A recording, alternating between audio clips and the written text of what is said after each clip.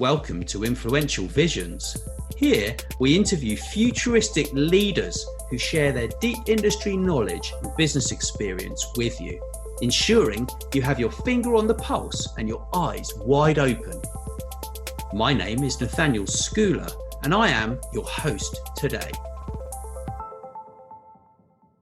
Welcome to today's podcast. I am interviewing Mike Briercliffe today, and he's actually a social business veteran and a leader of the software as a service group on LinkedIn, which I believe's probably got about over 110,000 members now, isn't it, on there? Yep. Yeah. So today we're actually talking around cloud. I know cloud is something that you know a lot about from your many years in the industry, and I'm sort of wondering why there is a lack of clarity around the cloud. Okay, well, one of my favorite quotations that I read and remind myself of quite regularly is that there's no such thing as a cloud. It's just someone else's computer, and to a large degree, that's true.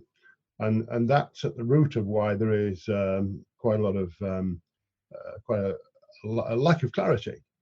In essence, the IT industry, with which I've been associated now for more than 4 decades, has got a habit of putting titles on things that become convenient and become acceptable when they don't really tell the completeness of what this thing's about, or don't describe the completeness of what this thing's about.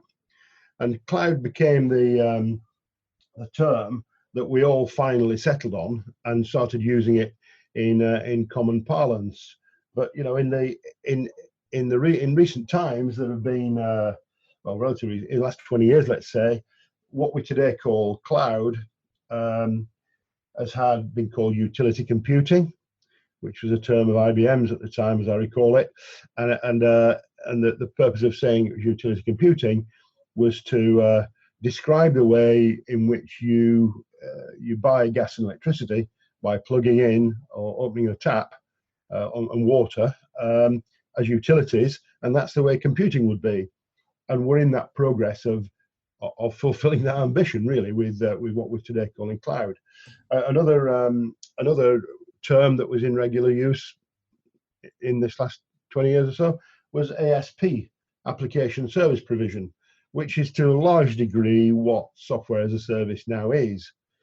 So cloud's become a word that surrounds quite a few approaches to doing the job of providing computing resource, including key applications, in the same way that you would if you were plugging into an electricity network. There's another term that is probably worth mentioning here, one that I don't think personally fits in well with the others, which is called grid computing. And grid computing and cloud computing often get confused. Unfortunately, I think grid computing has become subsumed in the same word of cloud, but grid computing was all about massing the power of many, sometimes hundreds of different computers in order to perform scientific research tasks, for instance. But anyway, there's a lack of clarity because cloud is the simple term, which makes many users believe there actually is a cloud up there somewhere. And even if there are clouds, there are many of them, not one. And effectively, it's the way in which we describe access to compute resource that isn't on your desk or isn't in the back office. It's somewhere else. Right. That's the lack of clarity that I tend to point at. That doesn't mean to say it's bad, because it gives you a chance to explain what it really is. Yeah. But that lack of clarity certainly does lead a number of people into misunderstanding what's going on here. Yes, certainly the grid computing confuses me, but I understand it a bit better now. Thank you for that. I did read one of your blogs a while back, which explained about the lack of clarity as well. It's a good article, that one. But your most recent blog, I found very interesting. I mean, the figures, the speed of data, you know, how much data is being created. It's absolutely bizarre, really. You know, I mean, I was looking at some of the stats you quoted in there, and you put the velocity, the speed of data every 60 seconds, 204 million emails are sent, 216,000 Instagram posts are uploaded, and 72 hours of footage posted to YouTube, which is just bizarre, every 60 seconds. And carried on a global tide of internet traffic that reaches 50,000 gigabytes per second. I mean, we're in a pretty high-powered sort of space right now. So, onto my next question. What are the main challenges businesses face when implementing the cloud, Mike? Well, the answer to that is the same as it ever was, whether you're implementing cloud or not. The biggest challenge is to figure out what you're going to do, and figure out what the business goals are, and then decide what the computing resources are that you need to fulfill those business goals, and then run a project that effectively delivers them. You know, most people who have a failed computing project, it didn't fail because the applications weren't good enough. It didn't fail because the computing resource wasn't good enough. It failed because they didn't plan and they didn't execute the plan. And one of the biggest talent seams that's missing in our industry in total, and in business as a whole, in my opinion, is project management. So the main challenge is to get your project management right, and involve the project managers who are going to deliver as far as possible in the selection of the technologies that you're going to use. Whether those technologies happen to be in-house, which increasingly so they're not, or whether they happen to be out in cloud environments, or whether they happen to be in some kind of hybrid situation. But that's the key issue. The main challenge is deciding what the plan's going to be and executing the plan. A number of years ago, when I was arbitrating, I was chairman of a non-profit body, and I was arbitrating in some cases between people who had tried to deliver computer systems and people who were complaining that they hadn't been delivered.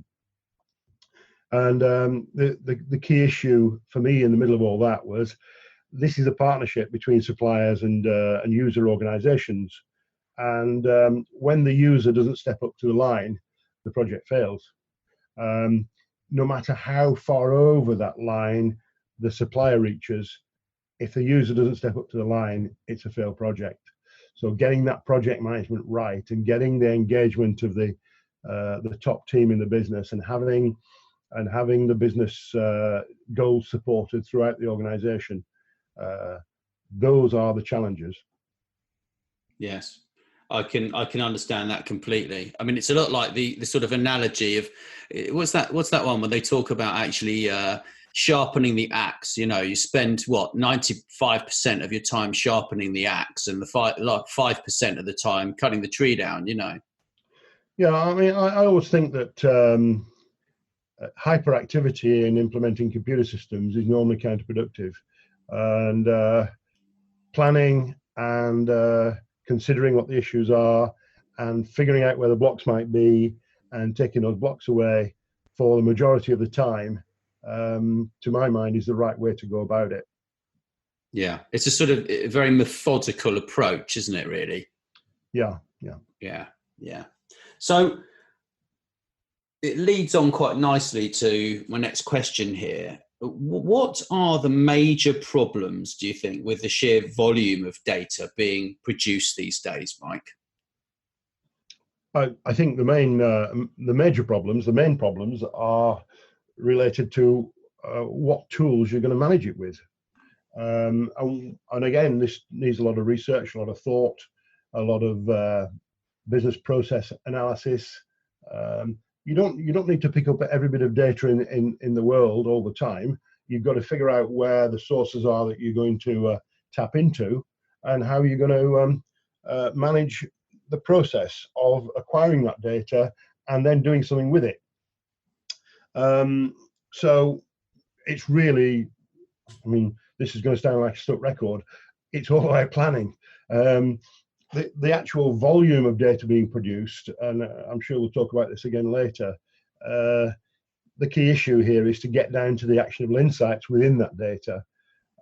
So finding the right analytics tools that are going to help you do that, and having the right business process to support what comes out, they are the major problems, or they're the major challenges, let's put it that way. Right. Yeah, I mean, there's such a diversity of data, isn't there? And you know, and also, I mean, it did make me laugh. One of these quotes that you put in your last blog, actually, it did make me smile, because it sort of says, you know, the certainty of data, the veracity, garbage in and garbage out, goes the saying. And, you know, international research findings have indicated 84% of global CEOs were concerned about the quality of the data that they base their decision making on. And, you know, that was actually, you know, led on to the next statistic, which came from KPMG and Forbes, where the revenue loss caused by poor decision making is estimated by some industry analysts to be as high as 30%, you know, which is just, it's absolutely huge, isn't it, really? Yeah. I mean, the term garbage in, garbage out is not a new one. It's been around for 50 years. But then the sheer volume and speed at which this big data arrives these days, if that data isn't filtered and cleansed and ratified and certified and handled in with a good approach to filtering and so on, then it's just more garbage. You've got to make sure your sources are being cleansed and processed in an orderly way. Yeah. But of course, one of the things that people don't always recognize here is that cloud gave rise to all of that, in the sense that, well, for instance, the Internet of Things couldn't really exist if it wasn't for huge amounts of interconnection of devices across the internet. And the Internet of Things, every single node in the Internet of Things, be it a camera, be it a gate lock, be it a sensor of any kind, the Internet of Things is essentially a network of sensors. Every sensor is producing data all the time. So one of the key sources that drives all this data along is the rise in the Internet of Things. The connectivity of all of those devices produces huge amounts of data. So you know, it's a key factor. And dealing with false positives in the Internet of Things is also pretty important, because we're talking about garbage in, garbage out.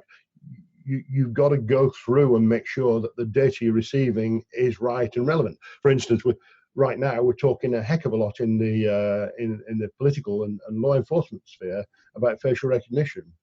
Well, facial recognition is great, but it's not always right, and you've got to find some way of delving into the veracity of that information that's coming down. Because if you don't go through that process and simply deal with the unfiltered data, you're going to be processing garbage.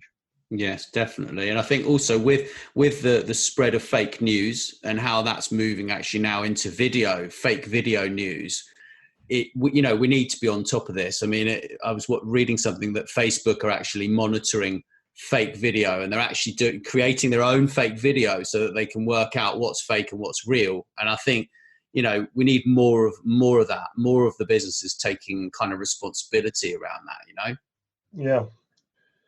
Yeah, I mean, it's really very important. A little while ago, I was involved with a company, and I won't be mentioning any names here, but I was involved with a company that was monitoring the activities of online threats, or monitoring the internet for online threats. Mm-hmm. At that time, it was related to children.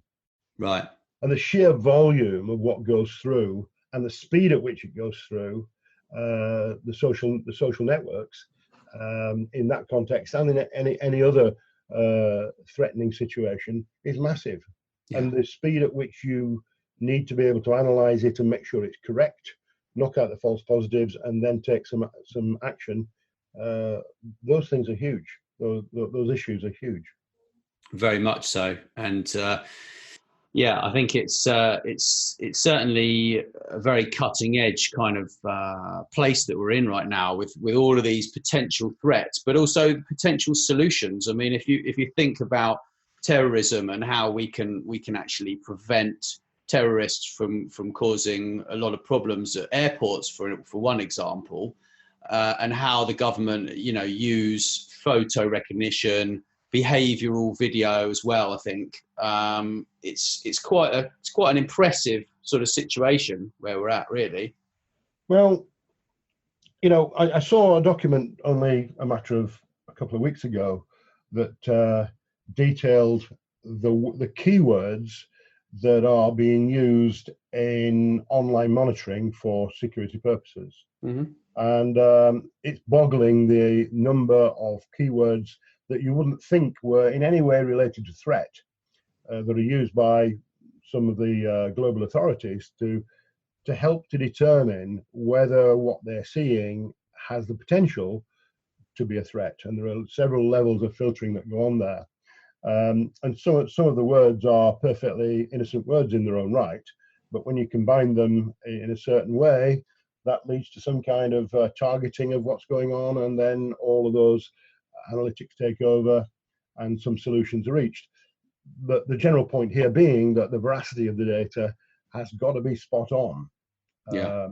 Talking about facial recognition, talking about keyword search, talking about artificial intelligence being deployed, simple as fuzzy logic being deployed in determining where these threats are or where these opportunities are. In the same technology that detects a threat can detect an opportunity, a good opportunity. So speed and speed of arrival, or the speed of analysis, and the weight of the volume of what's got to be done, they are the big challenges that face pretty well all developers in this field.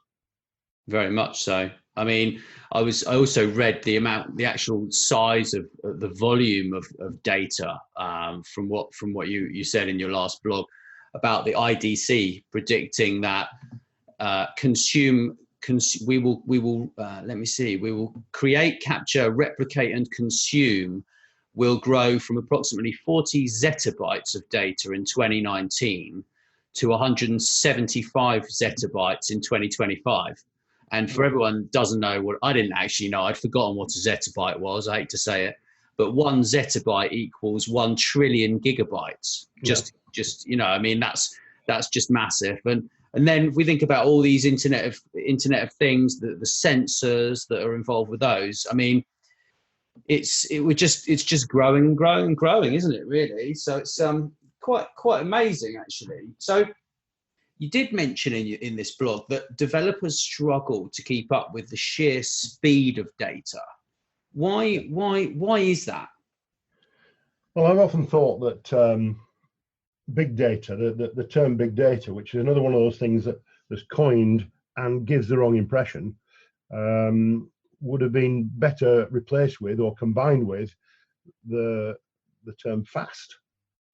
Because, and we talked about this already a little, this is really all about handling data at speed and handling it in massive volumes.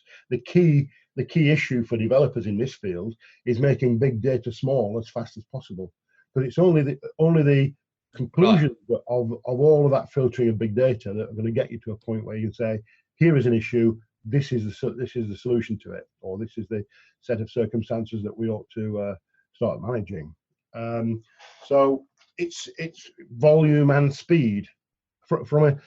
There's no point in having an Internet of Things implementation if when your back door opens at 2 o'clock in the morning, you don't deal with it fast enough to stop the burglar or whatever, or wherever the incident is. It's got to be fast. You've got to deal with it now. If a sensor on a gate is saying something to you, then it needs to be processed now. It can't be processed in 10 minutes time. It'll be too late. Now. Right. On the speed, when people are developing applications, this speed thing and the speed of not only the speed of receiving the data, the receivers processing the data, and the speed of getting to a point where you know what you're going to do about it is fundamental. IBM has made available to the developer community an offer with $12,000 of cloud credits. So if you want to grab that, then go to www.influentialvisions.com/cloud dev credits, and you can pick that up. Let's get back into the show. Thanks. Yeah, so back to my next question, actually. You did I did talk a little bit about the KPMG statistic that I referenced earlier, about the 84% of CEOs are sort of concerned about the quality of the data. Would you mind expanding a bit more around that, or do you think we've covered that? No, no. I mean, we can talk on ad infinitum about this very issue, because, you know, how does data arrive in the hands of a CEO or any member of the board requiring a decision? Well, it used to arrive on a printout next month, and even when it was a month old, or when the actual occurrence was being reported a month later, CEOs were still pointing at it and saying, that can't be right, I don't believe that data. And then you'd be the next board meeting, you'd say, oh yeah, well, I was right, and here's the issue, or yeah, I wasn't right, and here's the right answer. What's happened, it really is that the data for analysis has become much larger than it ever was, and the belief of the receiver, the CEO, or any of the members of the senior management team, has become more inquisitive. Well, why is that, and how is that? And basically, the demand for fast data to arrive so I can make decisions has got to be balanced with making sure the data is right. And going back to what we said earlier, the veracity of the data is the key issue. Is this data right? Do I believe this data is right? By the way, the CEO can be wrong, and the data itself can be right, but the data has to be right. When it's arriving from bulk into a condensed form at speed, and you're telling someone to take some action, that information has to be right. Now, how many organizations, I ask myself, do I know? And I know a lot. What percentage of them are happy with that whole process? Which is, and to be frank, this is where the role of the developer comes in these days. It's producing systems from all of this data with all of these functions and all these analytics. It's producing answers for management teams, and it's producing support for the policies of management teams. How many people do I think that this isn't a quote from anywhere, and I'm going to make it a very generous quote. How many people do I think have got that right? How many organizations do I think have got that right? A lot less than 50%. Yeah. So, and one of the problems is that even when you've got it right for today, things are going to change, and it's got to be right again tomorrow, and the day after, and the day after that. So, you know, I think the senior management teams are right to be concerned. I think in many cases, their fears will be offset by the fact that it can be proven with these deep mining analytic techniques that their hunch is wrong and that the data is right. But on the other hand, I think there are many organizations who just have not tackled this issue yet and can't possibly hope that they're right. Yeah. It's certainly concerning that people aren't actually using as much data as they could. I mean, I think, you know, we're still, you know, when I first got into sort of social media and stuff like that, you know, over 5 years ago, I kind of understood that, you know, we were in this siloed world where data was all over the place and everything was siloed, but people are still talking about silos now, and I think actually the silos are probably even worse now. What do you think about that? Well, I mean, data in silos has always been a problem. I think what's happening these days is that people are approaching systems architecture in such a way that the data is coming out of silos, and it's being managed on a much more amalgamated basis. Mm-hmm. And the stuff that we're talking about, big data and analytics, is the thing that gives them the ability to lift it from its silos and manage it and handle it in a way that gets over that problem.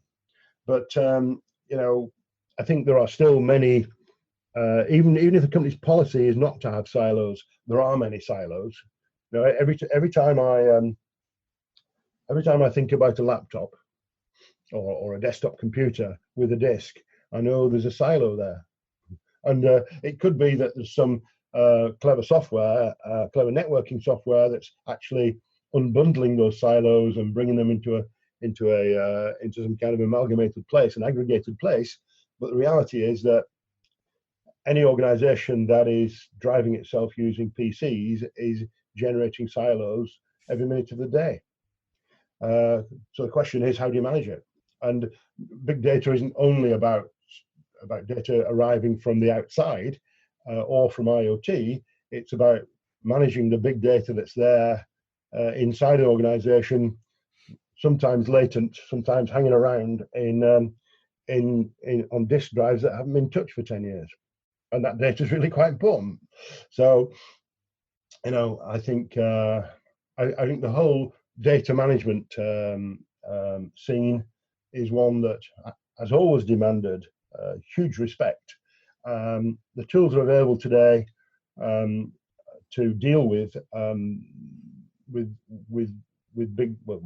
all this data in a realistic and manageable way. But I don't really think that much more than half of the organizations in the world understand what the possibilities are yet for managing that data. And back to your point of silos, I'll reiterate, I think there are silos all over the place, some of which are being mined and some of which are being ignored. Yeah.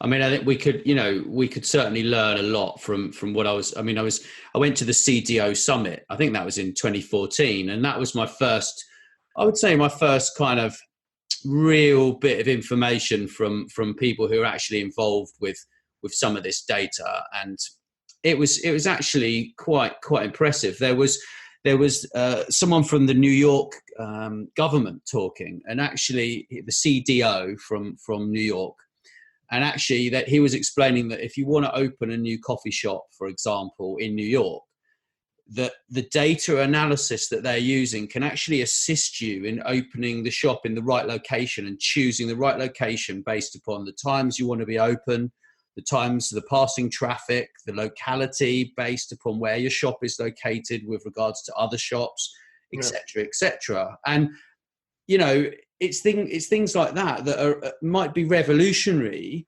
But are we doing it in most cases? Not really, because we're not joined up in many of our processes and the way that we think about these things. As far as I can gather, I mean, I don't know any cities in the UK that actually run their data like that. Do you? I think there are. Yeah, I think there are good examples of that if we dig. The footfall on Oxford Street in London is measured by the minute. So I do think there are great examples that we can probably discover of all that kind of work happening. But to my mind, the conclusion of everything that we've been talking about here is that you need a great architecture, and the architecture needs to be adaptable. But fundamentally, you need a great architecture to start building the systems that will help you and your business deal with, cope with, benefit from, take advantage of all of this thing that we're calling big data and analytics, or in some people's eyes, big data analytics is one phrase. So get the architecture right, figure out what your tools are going to be, think about the data sources and making sure that the data that's coming in is being subjected to the veracity test. Get to a point where you are managing it in a rational and speedy way, and then get it delivered. Get it delivered to to the people who need that information to make their decisions, and get it delivered online, real time, now.